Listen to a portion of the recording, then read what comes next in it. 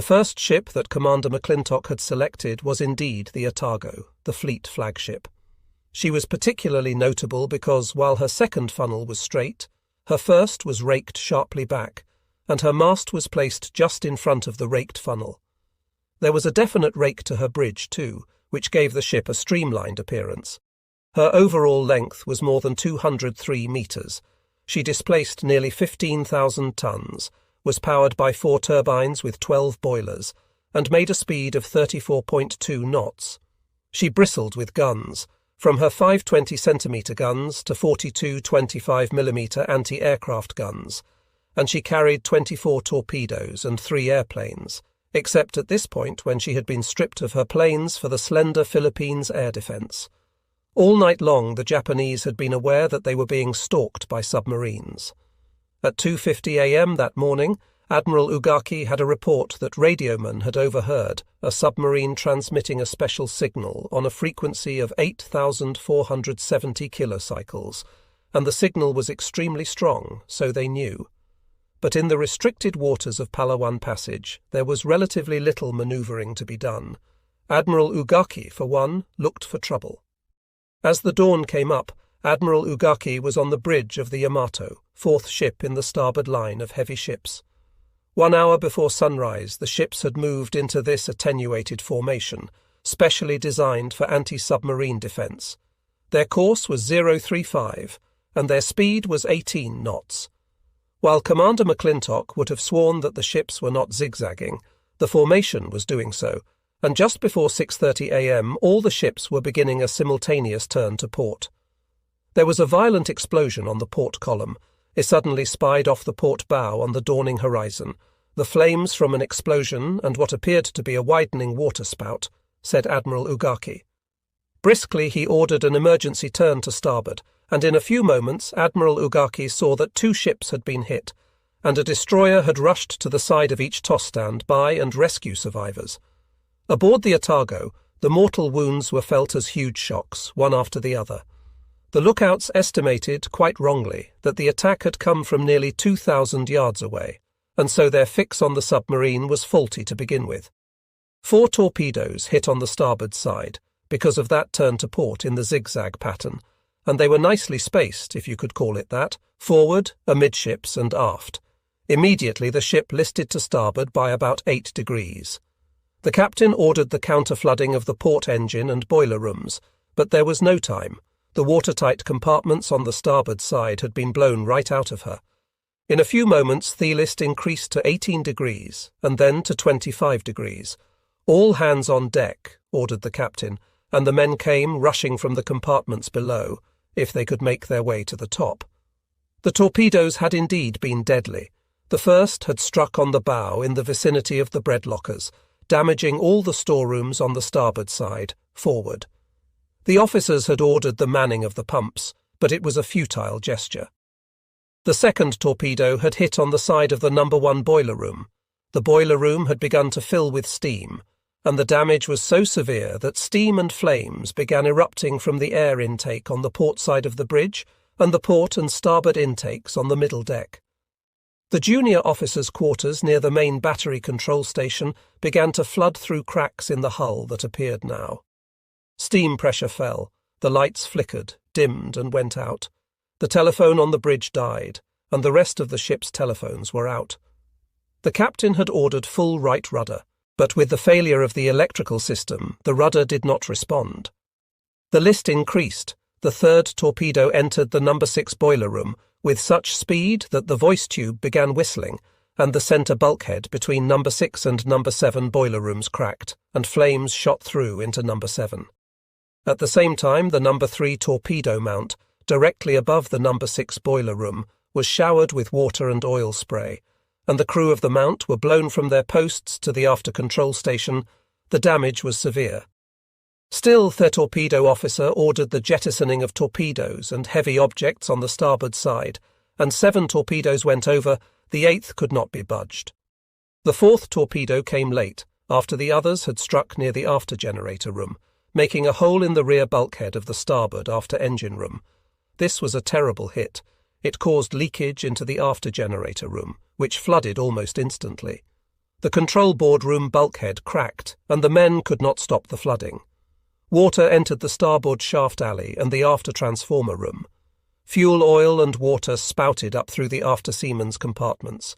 Water flooded into the No. 5 turret powder magazine, and 5 magazine crewmen were killed.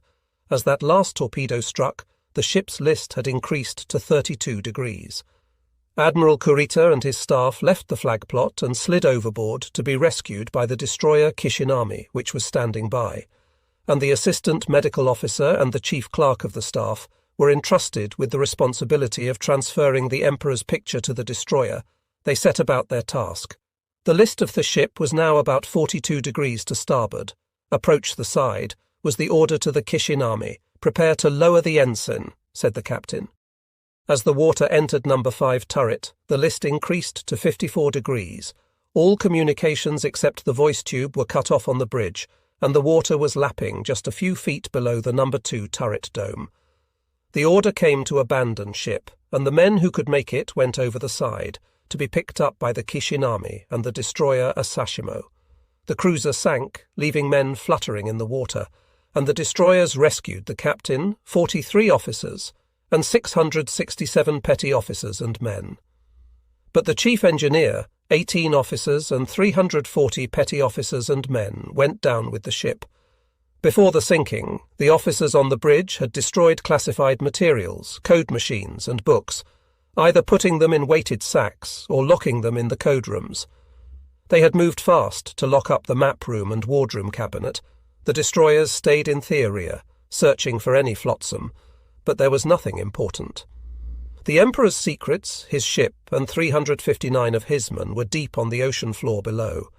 As to Commander McClintock's second target, she was the sister ship of the Atago, the cruiser Takao, and she took 2 torpedoes about a minute after the hits began on the Atago, in spite of the fact that her alert captain had ordered left full rudder seconds before.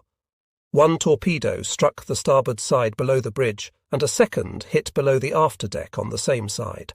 The Takao still had her seaplanes aboard, and they were damaged.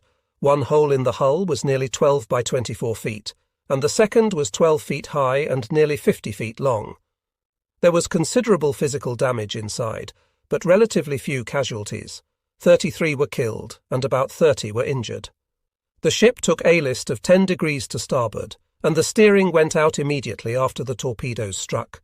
The engine slowed and stopped, and she went dead in the water. The captain ordered counterflood, and the list decreased.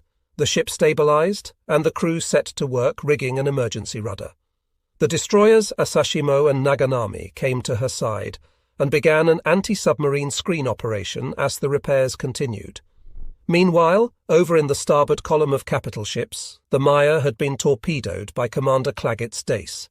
She was still another sister ship of the Atago and the Takao, fast, modern and dangerous. The first torpedo hit her on the port side near the chain locker, the second opposite the No. 1 gun turret, the third in the No. 7 boiler room, and the last in the port after engine room. The Maya immediately took a sharp list to port and began to break up. Destroyers Akishimo and Shimakaze came alongside as she sank to pick survivors out of the water. For the speed with which she went down, the Japanese were very lucky. Out of a crew of 1,000 officers and men, 769, including the executive officer but not the captain, were saved by the destroyers. All that was done to save lives took place in 4 short minutes. Faced with this disaster, the Japanese fleet held together remarkably well, and although command was not passed at that moment, when Admiral Ugaki ordered his rudder change, the other ships followed, yet when the Maya went up, confusion did set in. Admiral Ugaki described it later from his point of view as senior officer present, now that Admiral Kurita was drying out on a destroyer with his staff. If other submarines are present, not only would it be dangerous to effect a radical retirement, Ugaki said, but as the senior commander present, a radical separation would not be feasible from the standpoint of visibility.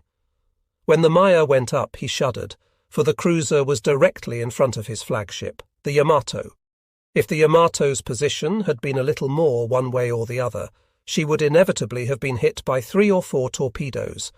This is really dangerous, evading the above sub by turning to starboard and moving up. It was this maneuver that caused the Dace to dive and perhaps saved more of the fleet. Now the Japanese began seeing periscopes everywhere.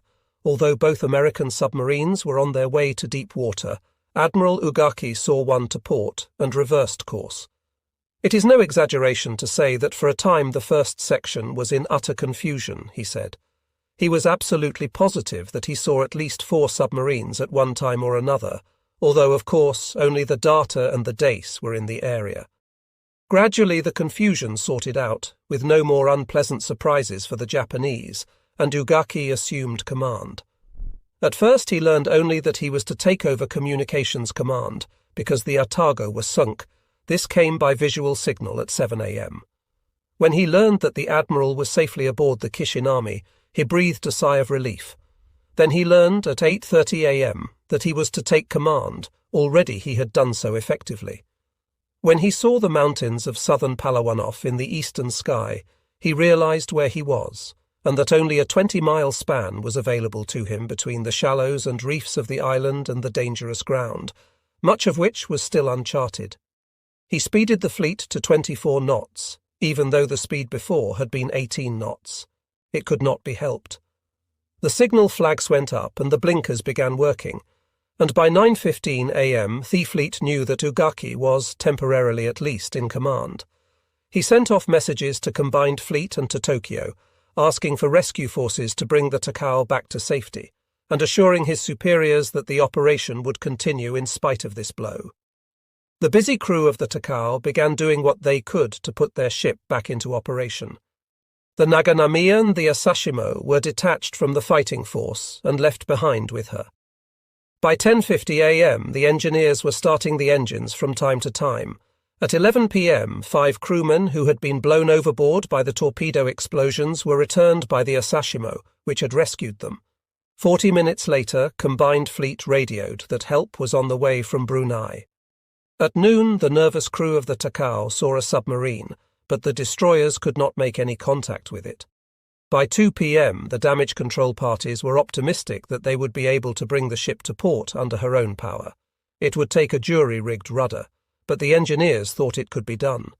By 9 p.m. the Takao was moving under her own power, and by midnight she was heading for Brunei at 6 knots, expecting to reach port by midnight 2 days later. Meanwhile, Admiral Ugaki was exercising command. Few Japanese officers were more capable of taking over in an emergency, for Ugaki's experience had been among the greatest in the fleet.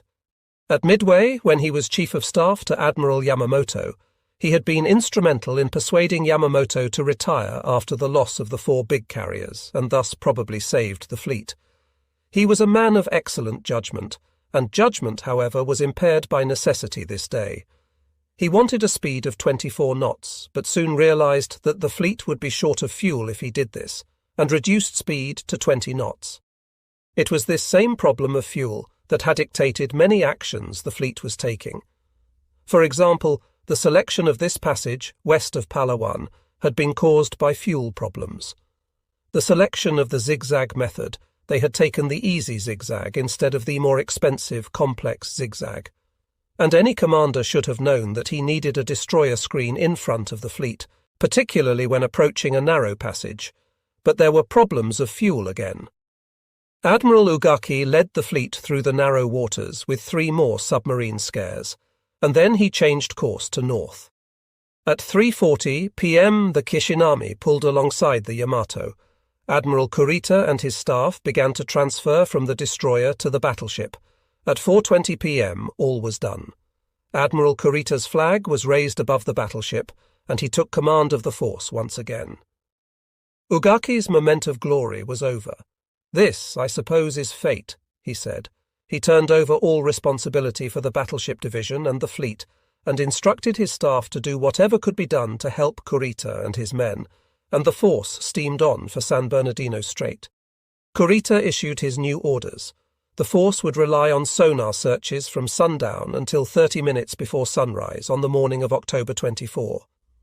The Japanese continued moving at 20 knots toward the big battle they expected in less than 48 hours, while the American submarines, which had caused them so much damage, were having new troubles of their own, and very serious ones too.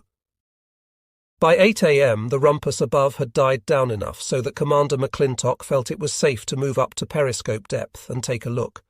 He saw the Takao, then dead in the water, with planes flying around her and a strong screen of 3 destroyers standing by. He made 2 approaches, but the destroyers drove him off each time. Then he desisted, deciding to wait for night so the tired crew could get some rest. They had been in contact with the Japanese 2 nights in a row now, and many men were exhausted. That night he surfaced after dark within sight of the Takao and made a radio report to Brisbane, where his base was located, telling of the fighting of the morning and the sinking, and the composition of the force as best he knew it. The Darter and the Dace separated to try and get the crippled Takao when she began to head southwest. The Dace went east to move around the end, and the Darter headed west, passing through a large expanse of fuel oil, so large it took them an hour to get out of it. At midnight, Commander McClintock decided that the time had come to move. He figured he had about an hour to get into position for an attack. It was a pitch-black night, but once in a while they could catch a glimpse of the cruiser, wobbling, her speed varying as much as 4 knots, indicating that she was in great difficulty. Lieutenant Ed Skorupski, officer of the deck, and the captain were on the bridge, and they were making 17 knots, hurrying along to get into position. The navigator was plotting in the conning tower, and all officers were at battle stations, although most of the crew, except for the watch and plotting party, were sound asleep. He later told his story. At about 12:05 a.m., it was now the 24th, we hit a shoal, rowed up over it, taking a large up-angle. The officer of the deck and myself thought we were gone. I thought we had been torpedoed. I watched the stern go under water as far as the engine room hatch. We seemed to be going down quite rapidly. Then, all of a sudden, the stern rode on up, and after several seconds we came to rest, high and dry. Still, we couldn't see the reef. After 2 or 3 minutes, we were able to make out that the water was very light-coloured around us. The navigator came running to the bridge. "What was that?" he said. "We are aground." Quick as a flash, he disappeared into the conning tower, apparently to check the chart. Very shortly thereafter, he was back up on the bridge. He said, "Captain, it can't be that we are aground. The nearest land is 19 miles away." Now the Americans began seeing danger. McClintock was sure that the Japanese had heard the crash as the ship went on the reef, and he was also sure that one of the destroyer screens was coming over to them. The destroyer moved to within 12,000 yards. That may not sound close, but it sounded close then to us sitting there on the reef with no arms but 1 4-inch gun and a couple of smaller guns. But the destroyer went about just before high tide, which was to come at 1:40 a.m. McClintock knew that he must get off at high tide, or he would not get off at all, because they were so close to Palawan that they were within 100 miles of a Japanese airfield at Puerto Princesa. Down on the main deck there was great activity. The gunners' mates, with some help from the rest of the crew, were throwing all the ammunition overboard, except for about 20 rounds, which we were saving for the destroyer at daylight if he should come back. The commissary officer, Don Miller, was busy with part of the crew, throwing overboard all of the commissary supplies. The engineer was having all fuel oil and fresh water blown over the side. The torpedo officer was trying to get rid of our torpedoes up forward, but we were afraid to fire them in that position, for fear that they would explode as they hit the reef, as they dropped from the tubes, and our efforts to get off would have been to no avail. We were not able to get the 6 torpedoes left out of the tubes. By high tide they had done everything they could think of, and still they were stuck. They tried to back off, but the suction valves were plugged with coral. They could not use the engines. They tried sallying the ship. The crew would run forward and then aft, while the engineering officer ran the battery. No good. So they ordered the Dace to come and rescue them. Or rather, they made the decision that they would take the Dace's help, because they had ordered her up at midnight, just as Dace was getting into position to torpedo the Takao once again. The Dace had broken off her approach, a heartbreaking decision, and had come to the rescue. By 2:30 a.m., with a falling tide, the tops of the screws of the Darter were thrashing air. They were that dry, and McClintock gave up. Down below, activities of another nature were going on. All equipment down below was being destroyed. In the conning tower, the TDC was being wrecked with a sledgehammer, also the radars. In the forward battery, particularly in the officers' shower, fires were burning where all registered publications were being destroyed. After I gave up trying to get her off, I had little to do except walk around down below to see what was going on. The air down below was so full of smoke that in fact it was all I could do to stay down there more than 5 or 10 minutes at a time, and I remember seeing one. Mess attendant, a 6-footer named Lewis, who was having the time of his life. He had a sledgehammer and he was destroying things, and he really was enjoying it. At about 3 a.m. they began to abandon ship, moving to the newly arrived Dace. Claggett brought the Dace right up to the edge of the shoal, so close that McClintock worried about him and kept telling him through the megaphone to get clear. But Claggett held the ship close to the reef, sent a line from the bow to the darter's stern, and managed to stay 50 yards off the stern of the darter. Ernie Schwab, executive officer of the darter, was on the stern directing the abandonment of the ship, and by this time 3 a.m. the tide was so low that there was a 20-foot drop from the fantail to the life rafts. Luckily the waves were not severe. Finally, they were all off the ship except for the gunnery officer, the executive officer, the chief of the boat, one gunner's mate, and the captain. The enlisted men were rigging demolition charges, and McClintock went below for one last moment. He picked up a suit of blues to take with him, wandered about in the smoke for a few moments, took an ashtray with darter engraved on it, and went back on deck. The ashtray was his only souvenir of a proud ship. Everyone went off then, the captain last. They were aboard the Dace at 4:35 a.m. The demolition charges were supposed to go off at 4:40 a.m. They exploded but did not seem to do any damage. The Dace backed off and tried to peer the darter, but 4 torpedoes exploded high on their F. Claggett then broke out his gun and fired 21 rounds of 4-inch shells. One round hit an oil tank forward, and that blew up, but still did not seem to do much damage. There were many hits on the conning tower, and the gunners were continuing. Suddenly, as the 21st round went out, the lookouts reported a Japanese plane overhead. The plane zoomed in, and the gun crew leaped for the hatch, making it down before the bombs began to fall. The bombs seemed to fall closer to the darter than to the Dace, hitting neither, and McClintock wished the Japanese could have finished his demolition. The coming of the Japanese plane meant they had run out of time. They stayed around the area. They discovered the submarine was ashore on Bombay Shoal, as they hoped to get back aboard the darter that night and finish the job. No such luck. At 9 a.m. the wounded Takao had word from an airbase that an attack plane had sighted a grounded American submarine, and the destroyers Naganami and Hiyodori were dispatched to investigate, dispose of the submarine, and recover any material of value. At 11 p.m. they found Herond shelled for 3 minutes. When there were no signs of life, the Naganami sent a boarding party to finish her off, but she was too high in the shoal. They tried to pull her off, no good. They set her afire, took what documents they could find, and retired in disgust. The Takao then returned homeward to Brunei as best she could, picking up support ships to accompany her on the way. In the middle of the afternoon of October 25, she entered Brunei Bay, thanked her escorts, and picked her way to her resting place. The first cripple from the big battle had come limping home. As for the darter and the Dace, that night, October 24, the 2 captains in the Dace approached the darter to destroy her, not knowing precisely of the Japanese attempts earlier in the day, although they had seen the Japanese destroyer come up. But about 200 yards from Bombay Shoal, when they were moving in, Claggett and McClintock were on the bridge when they heard beeping as from their sound gear. They thought it was theirs, but were told it was not, and came to the uneasy conclusion that a Japanese submarine was lying in wait for them.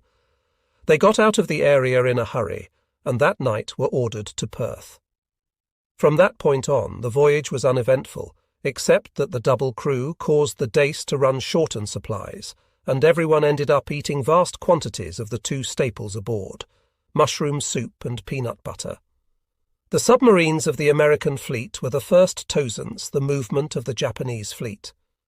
Darter was the very first on October 21, when Commander McClintock reported to Brisbane that 3 unidentified large ships were in view, and then confirmed this at 2 a.m. on October 22.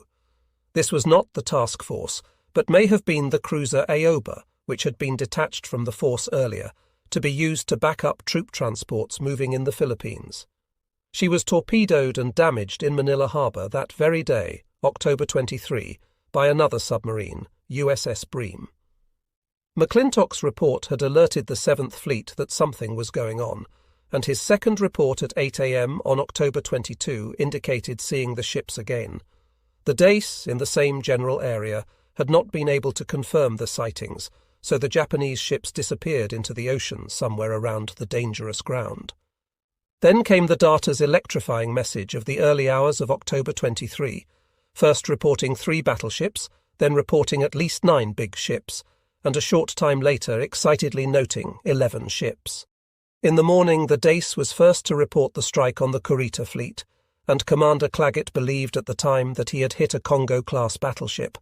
But what was important to the 3rd and 7th Fleets was the report of the course and speed of the Japanese force, then course 040 degrees, speed 15 knots. That report gave the Americans on the other side of the Philippines an indication that the Japanese were moving in and that an attempt was being made to interdict the landings at Leyte Gulf. Early that morning of the 23rd, the Bream reported on her torpedoing of the Ioba and of the presence in the Manila area of another such cruiser and a destroyer. That evening, the Darter indicated McClintock's belief that this was indeed the Japanese first team, and he told off-strikes on the Atago and the Takao. Then came other reports. The Angler reported a task force of 4 large ships with escorts, and the Gitaro reported an enemy task force, probably 3 battleships. Both these submarines were on patrol off Manila. Angler came back to report the force moving south through Mindoro Strait, and, of course, this is the route a force would follow to make its way into the Sibuyan Sea, then through San Bernardino Strait, around Samar Island, and down into Leyte Gulf from the north. What is in a way remarkable is the fact that at this time there were no fewer than 4 Japanese naval forces at sea, 5 including the Ioba group, and that only 2 of them were detected by the morning of October 23. One of these forces was that of Vice Admiral Shima, who had 3 cruisers and 4 destroyers that were supposed to conduct the hit-and-run raid from the south, along with the Nishimura force. At the beginning of the show operation, Admiral Shima was in port at Amami Oshima, an island of the Nansei Shoto chain north of Okinawa, Liengan a line with the Japanese homeland.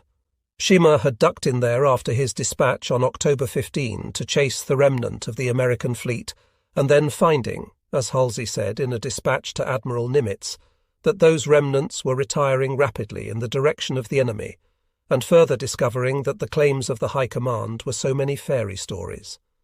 Shima was lucky to escape the Halsey trap with his skin, and at Amami Oshima the force fuelled and waited.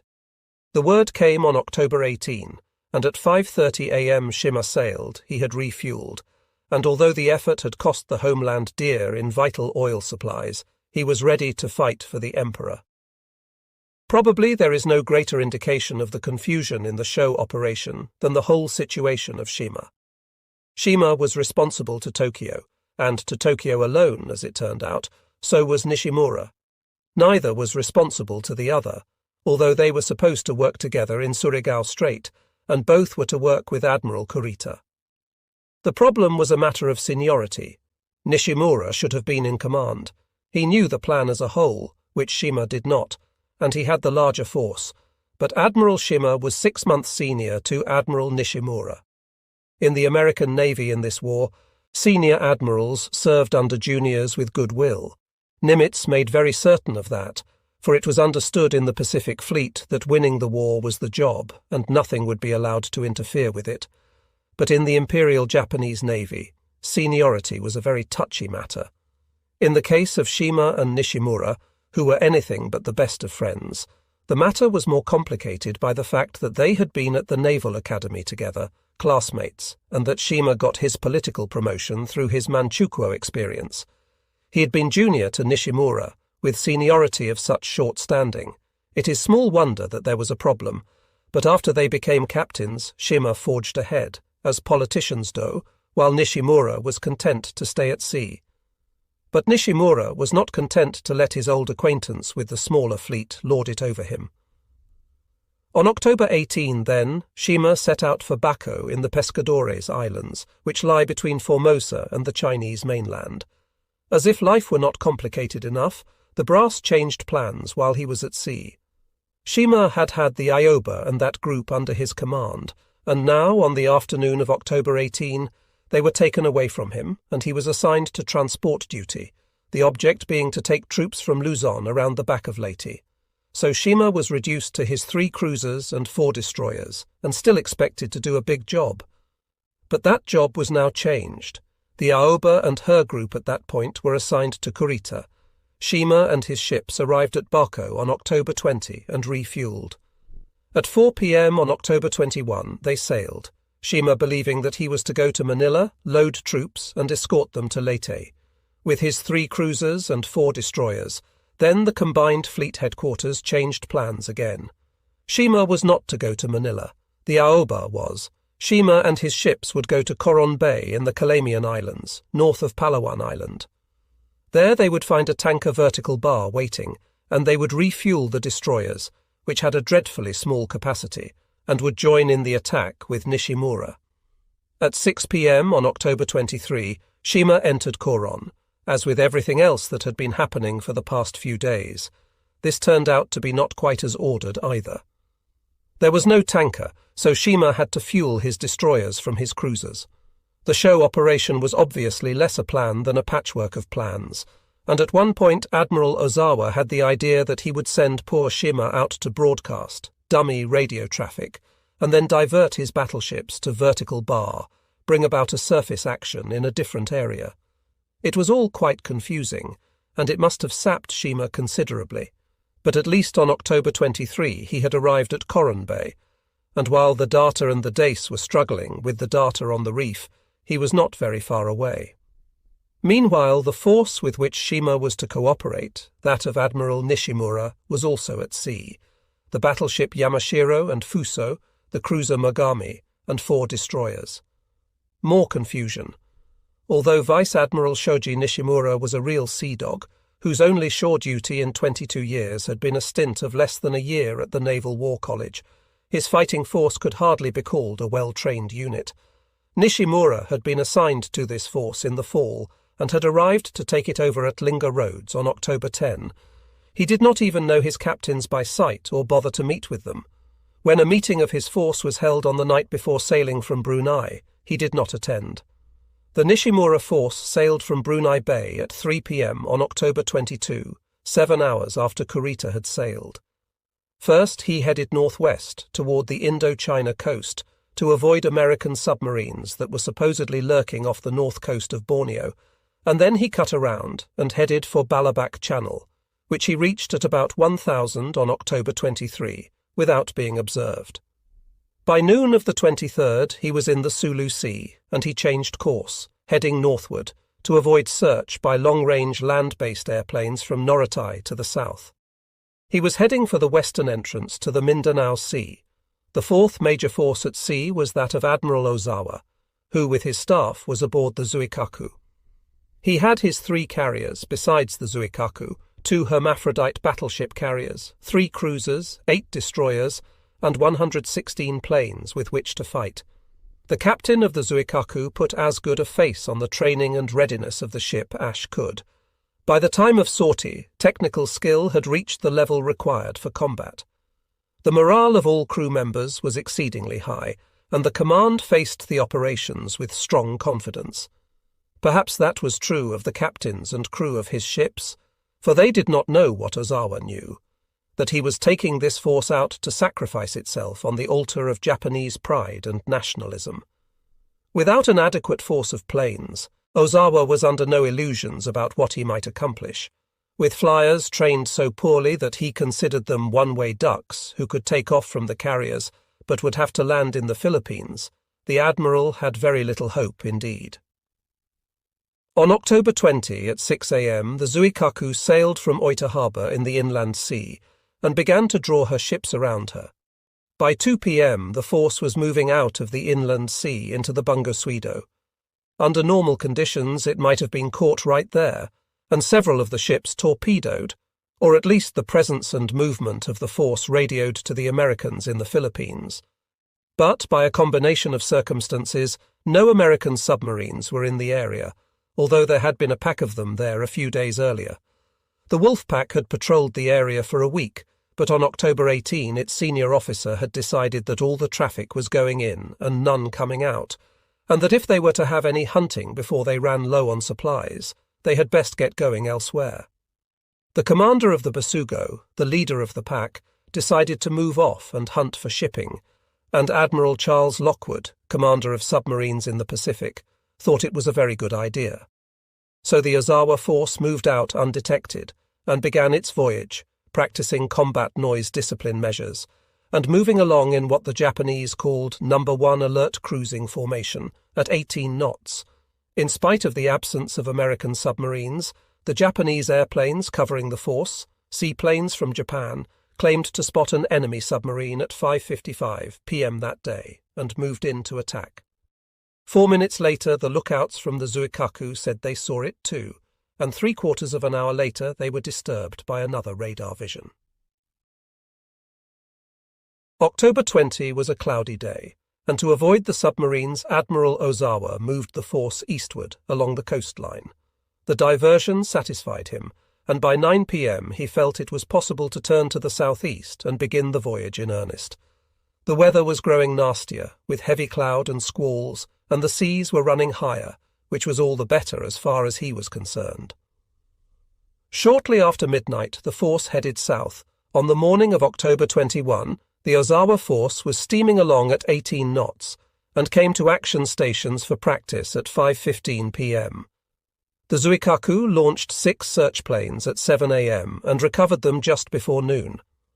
A few minutes later, someone in the fleet thought he heard torpedo noises, and the nervous Japanese sent the destroyers into an attack pattern, expending a large number of depth charges without any result.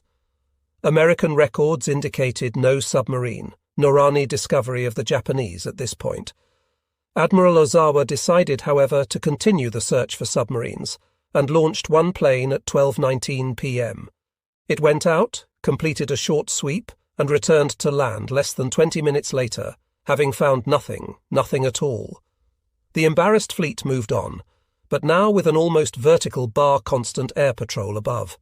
Small wonder that the Japanese were alert for submarines, because in the past year the submarine menace had become so great that Japanese commanders must have dreamed of American subs in their sleep. The plight in which the Ozawa fleet found itself this day was attributable to the abominable American submarines, because of their constant sinking of tankers that carried the precious oil to Japan. Had there been enough tankers and enough oil, the fleet would be operating as a unit, but that was impossible. Thus Ozawa was heading south to throw away his force, sacrifice his carriers, so that Kurita could move in swiftly, demolish the American beachheads, and give the Japanese time to build planes to man those carriers still back in the inland sea, and to smash the Americans with land-based air from the islands of the homeland and the Inner Empire. There was another submarine alert after 4 a.m. of October 22nd, when the ships were steaming in night formation. They changed the zigzag pattern, upped the speed of the evasive action, and then the Zuiho spotted a periscope, or her lookouts said so anyhow. The sirens rang and the ships went to battle stations. 7 search planes were launched at 5:49 a.m., and before they were recovered another search was put up. At 11:53 a.m. someone swore he saw a torpedo track off the Zuikaku's side. To port, the fleet went to battle stations again, but again it was nothing at all. The poor young men who flew the planes without adequate training were doing the best they could. But at noon that day, one of them came in hard on the Zuikaku and smashed up his plane in landing. That meant that instead of 116 fighting planes, plus a few float planes on the cruisers, the Ozawa Air Force was reduced to 115. At noon, and for several hours afterward, Ozawa refueled his fleet, as the hungry ships drank the precious oil from the bigger tankers. The fleet moved at 16 knots the rest of the afternoon, heading south, having taken a jog to the east while fueling. Course was changed to the southeast, heading directly for the northern tip of the island of Luzon. That afternoon and evening, the ships were particularly alert for submarines. They wanted to be spotted, but not by the subs. They wanted to engage Admiral Halsey's Third Fleet Cartier forces, not go down without getting into aerial action. The lookouts of the cruiser Tama thought they saw torpedo tracks again at 8 p.m., and the destroyer Wakatsuki spent a good long time running and depth-charging the empty sea once again. Thus it went. On the morning of the 23rd, the Isuzu reported the submarine threat, and at 5 a.m. the crews of the fleet were returned to battle stations once again. The Zuikaku's captain ordered hard right rudder, the zigzag pattern changed, and the planes were launched. On the morning of October 23, the Ozawa fleet was directly east of Formosa, heading southwest, when a planion the search pattern reported an unidentified aircraft 60 miles ahead of the formation. Battle stations again, nothing. 2 more alerts came before 8 a.m., but actually by 11 p.m. Admiral Ozawa had to admit that he was puzzled. He did not know where the enemy was. For all the submarine's cares and this new aircraft scare, he had not yet made contact and was beginning to understand why. Early in the afternoon, the Zuiko's lookouts again said they saw a periscope. It was a mark of the Japanese discipline that, although they had not yet had a real scare, the fleet responded, the search was on, and the evasive actions were taken. Ozawa was carefully doing what Admiral Kurita had so badly neglected, but they were coming ever closer to the scene of action, and Admiral Ozawa knew it. Proof came that afternoon around 4 p.m., when the radio men of the Zuikaku announced that they were picking up a radiophone message from the Americans in English. The subject was not important, but the clarity of the reception indicated a great deal about their nearness to the American fleet. It was frustrating to be so near and yet so far. What Ozawa wanted now, any time, was to begin drawing the Americans of the big carrier fleet away from Leyte, to keep them just far enough away so that they must chase him, and to keep them engaged long enough for Kurita and his assisting forces to do their job at dawn on October 25. Ozawa hoped the time was coming for action. Before dark there was another submarine scare, and it was accompanied by the same skillful manoeuvring. At 5:30 p.m, Ozawa made preparations for an engagement. He ordered the fleet to make 24 knots and be prepared to make 30 knots on an hour's notice. That order set the engineers scurrying on all the ships. It also delivered a severe blow at the fleet's oil supply, but Ozawa must risk his fuel now at all costs, for it was essential to his plan that he be able to maneuver at high speed when he aroused the suspicions of the Americans. That night, as the fleet steamed rapidly on the same course, which, if not changed, would run them into the northern tip of Luzon, again they picked up a radio broadcast. This time the radio officers were sure it was a submarine making contact with its base. 3 hours later came another submarine contact of the same kind. Ozawa knew that he was moving into the action zone, and next morning he would be ready for anything. The Americans were becoming ever more alert to the possibility of some unpleasantness. On the morning of October 22, the escort carriers of the 7th Fleet fueled and launched their morning strikes against the Japanese airfields to keep the enemy's head down, so to speak. They were doing a good job of this, so much so that in the 3rd Fleet, Halsey was not really worried about the air potential of the Japanese in the islands, and was hoping to continue his plan of sending 2 task groups to Ulithi for replenishment. When they came back filled up with spirit and material, he would send the other 2 groups to do the same job. There was a good deal of relaxation in the jeep carrier fleet as they fueled the destroyers, and that attitude continued on October 23. But the fleet was alert. The destroyer Edmonds reported a sound contact ahead of her carrier, 1,600 yards away at 8 a.m. on October 23, and the formation turned away to avoid the enemy. The Edmonds went into action, her sonar blipping. She crossed and crisscrossed the area and found nothing. She dropped a die marker, and then went back to the formation, her captain having drawn the rueful conclusion that he had been hoodwinked by a school of fish. One thing became apparent to the pilots of the escort carriers this day. From somewhere the Japanese were pulling in a lot of planes. The evidence was all around them. The Americans set out to hit fields on the Visayas and Mindanao and on Negroes. On the latter at noon on October 23, they hit Bacolod, Alicante, Fabrica and Carolina fields, and accounted for 25 planes on the ground, shooting down 1 Japanese in the air. This was a considerably different story from the one the pilots had been encountering during the past few days. They lost 2 fighters to anti-aircraft, and when they came home from the strikes, they reported at least a dozen Japanese planes left operational on those fields of Negroes. That evening of the 23rd, the jeep carriers kept their planes in the air late to protect the beaches and the ships in the harbour. Rear Admiral T.L. Sprague was following a plan that he had worked over very carefully in his mind. Tommy Sprague was a careful commander. For one thing, he had made sure his men knew why they were fighting and what was going on in this Philippines operation. Before the invasion began, he had sent a message to the men of the jeep carriers, going back a little bit into history and giving his men some background. He went back to the beginnings of the Japanese fleet as a modern weapon of war. Fair. For 50 years, the growth of the Imperial Japanese Navy has been watched with increasing concern by the government of the United States. A successful naval war with China in 1894 and 1895, a successful war with Russia in 1904 and 1905, a successful naval war with Germany in 1914 to 1918, have marked the progress of the Japanese toward domination of the Western Pacific. The ruthless lust for power of the military, naval and business leaders of Japan led them to overestimate these successes.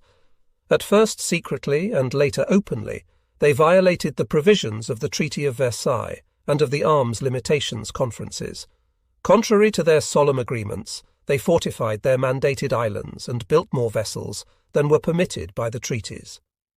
3 years ago, Japan had the unbelievable effrontery to challenge the position of the United States in the Pacific Ocean. On December 7, 1941, they made their infamous attack on Pearl Harbor.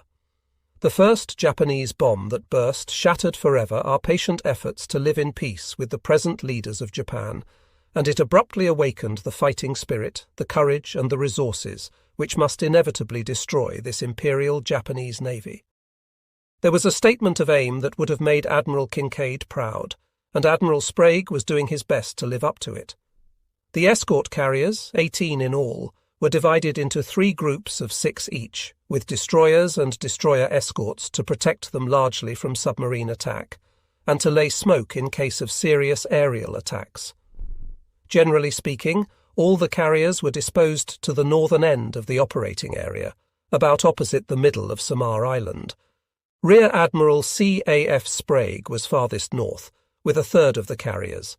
Rear Admiral Felix Stump was in the middle, and Rear Admiral Tommy Sprague's group was farthest south, operating at the entrance to Leyte Gulf.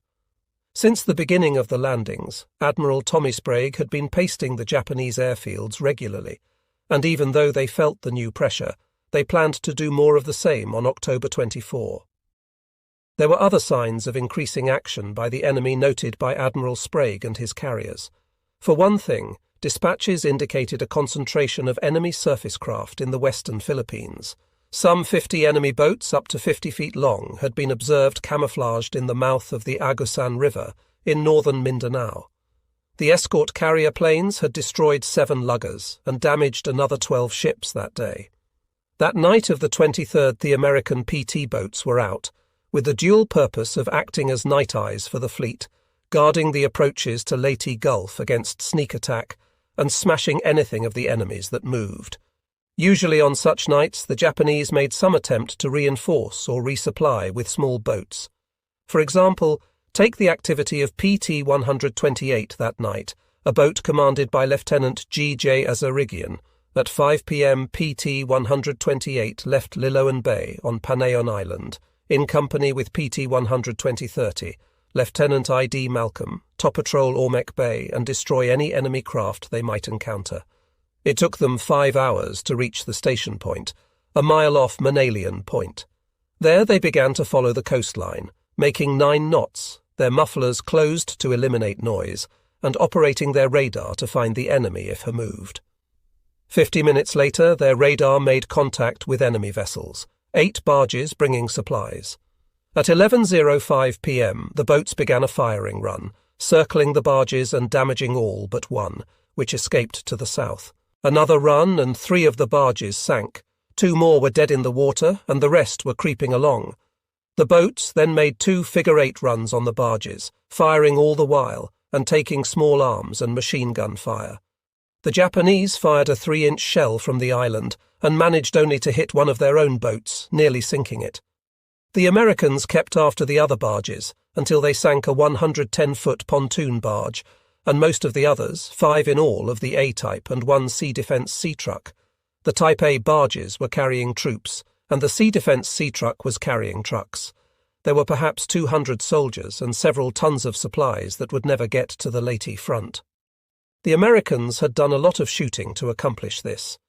2,500 rounds of .30 caliber ammunition, 4,000 rounds of 5 caliber, 1,100 rounds of 20 mm, 180 rounds of 37 mm, and 220 rounds of 40 mm. But it had been a successful night. All runs were successful, said Lieutenant Azarigian with obvious satisfaction. This reinforcement of Leyte and the efforts of the Japanese at sea was coming under the eyes of the superior American commanders more and more as the hours passed. They learned of the little tragedies, the successes, and the question marks. USS Suwannee, for example, lost a fighter on one sweep that day, and did not know the fate of its pilot, Lieutenant Helwig, who parachuted from his plane just 300 feet above the ground. His friends saw the paraplate open just before the pilot hit a rice paddy, had heaved. The admirals of the fleets, of course, could not know, or so cruel are the fortunes of war, could they pay any official attention to the plight of a single flyer. The concern of Admiral Kincaid, quite properly, was the success of his landing operation. Although command of the troops ashore had now been transferred to the army, General MacArthur was still afloat, and Kincaid's responsibility would not end until the success of the landing was assured. He had taken all the precautions he could. He had disposed the submarines of the 7th Fleet so they would give early warning of the movement of the enemy, particularly any movements from the Brunei Bayarea, where the major battle units of the Japanese fleet had been observed earlier. He had submarines off Makassar Strait, in the entrances to the Celebes and Sulu Seas, and off Hainan and Luzon, in cooperation with the Pacific Fleet submarines. As noted, the 7th Fleet submarines caught the Kurita force, and had already reduced it, certainly doing their job. Unfortunately, the Pacific Fleet submarines were off stalking targets and had missed the Ozawa force. As for the area east of the Philippines, this was where Admiral Halsey was expected to operate with his carriers of the 3rd Fleet, and his efforts were to be supplemented by land-based planes from Palau and Saipan. The Darter's message of 2 a.m. on the 22nd had given the alarm with the report of 3 large ships off the southern entrance to Palawan Passage. But the contact has been lost, and air searches made that day had been unsuccessful in re-establishing it. The next morning, a stream of submarine messages came into Kincaid on his flagship, and the Darter began again, reporting 11 combat ships. Then came the Bream with her report of the Ioba and its companions, and the welcome news that the Bream had sunk one and damaged another. Then came the Darter again, with her report of sinking the Atago and hitting the Takao. Then came the Dace with her report of sinking another big ship, although no one then knew it was the Maya. Then came a report from the Angler about big capital ships. Admiral Kincaid was definitely uneasy. The 10th Corps had gone into Army hands the day before, but General Hodges' 24th Corps had just declared its independence at noon on the 23rd, and the situation was still very definitely in balance. The cargo ships were hustling in along the beaches to unload, all to the good considering the landings as accomplished, but quite a frightening matter if one considered the possibility of Japanese battleships ranging along those beaches. Still, from Admiral Kincaid's point of view, everything was as it ought to be on the afternoon of October 23. He had his 3 groups of escort carriers, outside but ranged along Leyte Gulf, north to south, and to the east stood Halsey's 3 carrier groups and the fast battleships of the 3rd Fleet, plus all the other supporting ships. Kincaid approved. He examined Halsey's disposition. "Well," he said, "that's exactly what I would do if I were stationing these carriers myself," and he was very pleased with what Halsey had done in his behalf. By the evening of October 23, Kincaid was quite sure that the Japanese were launching a major effort from the west. He sent out warnings to that effect to MacArthur, Halsey, Nimitz, and to Admiral King. Halsey and his men were watching carefully. Task Force 38, the carrier force, conducted long-range searches southwest to northwest on the morning and afternoon of October 22, including the Sibuyan Sea and the waters west of Luzon for 100 miles. McCain was on his way to Leyte, but the other three groups of carriers did the same on October 23, with no positive results. By the 23rd, it had become apparent from air sightings and from submarine sightings, notably in the South China Sea, that the Japs were milling around, and there was a distinct possibility that large-scale countermeasures might be undertaken. Viewed from our standpoint, the hazards of such countermeasures seemed to be so great that it was difficult to believe that the Japanese would undertake them. But by the night of the 23rd, it was apparent that something on a grand scale was underfoot, and the decision was made to move in close to the east coast of the Philippines, to project reinforced searches across the Philippines into the South China Sea, to find out just what was going on. Of course, Halsey had his problems too, and if you will remember, said Kearney, beginning with the 10th of October at Okinawa, these carriers and their air groups had been fighting almost continuously for 14 days. They needed replenishment, and they needed rest in the worst way. Nevertheless, this was no time to give too great consideration to that sort of thing, and Halsey had another problem, not known to many people. Vice Admiral Mark Mitcher, his carrier officer and commander of Task Force 38, had suffered a heart attack not long before. He was still with the fleet, which he certainly would not have been had Nimitz and King known of his condition, but a great deal of his work was now being done by his Chief of Staff, Commodore Arleigh Burke, who was trying to relieve his commander of as much detail and trouble as possible. Halsey's staff sat around in flag plot on the New Jersey and considered the alternatives they might have to face. For one thing, they were sure the Japanese would somehow try to surprise them. This was the Japanese tactic all through the war, and Halsey had become familiar with it, sometimes bitterly so, in those hectic days in the South Pacific.